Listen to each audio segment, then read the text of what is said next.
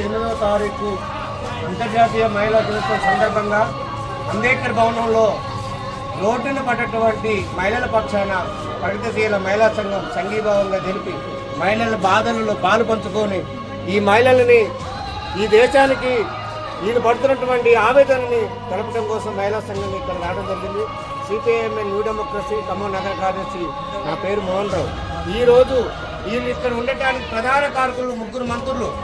ఖమ్మం జిల్లాలో ఉన్నటువంటి 3 మంత్రులు చేసినటువంటి పుణ్యం వీళ్ళు రోడ్డున పడ్డారు. ఇవాళ మొన్న అర్ధరాత్రి పూట తెల్లవారుజామున వచ్చి జేసీబీలు సుమారు 2500 మంది పోలీసు బలగాలు, మున్సిపల్ సిబ్బంది మొత్తం కలిసి 4000 పైచులుగా వచ్చి అర్ధరాత్రి ఇళ్ల మీద పడి దౌర్జన్యంగా ఏదో ఇతర దేశాలు దాడి చేసినట్టుగా మన మనుషుల్ని మన గడ్డ మీద కమ్యూనిస్టు ప్రాంతం ఉన్నటువంటి ఖమ్మం జిల్లా నడి ఒడ్డున ఇంత దుర్మార్గం జరిగితే చాలా మంది మౌనం పాటిస్తున్నారు.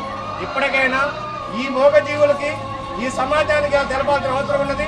ఎక్కడైతే భూమి కోల్పోయారో ఈ వారం రోజుల బట్టి జరుగుతున్నటువంటి ఆవేదన వాళ్ళ జరిగిన అవమానాన్ని కూడా ప్రభుత్వం నుంచి ప్రజలందరూ ఒక్కదాడిగా ఒక మిలిటెంట్ ఉద్యమం చేసి ఇల్లు సాధించడమే కాకుండా ₹1,00,000 కూడా డిమాండ్ చేసిన వాళ్ళకి ఈనాడికి అసలు ఓసే లేదు. కనీసం వైద్యం కూడా చెప్పి మెడికల్ క్యాంపులు పెట్టారు, 2 టాబ్లెట్లు వెళ్ళిపోతారు.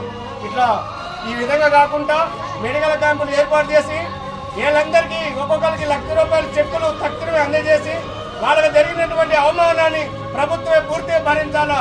లేని పక్షాన సిపిఐఎంఎల్ న్యూ డెమోక్రసీ మరో మిలిటెంట్ పోరాటం ఈ ప్రజల పక్షాన్ని చేయడానికి సిద్ధంగా చెప్పి ప్రభుత్వాన్ని హెచ్చరిస్తా ఉన్నాం.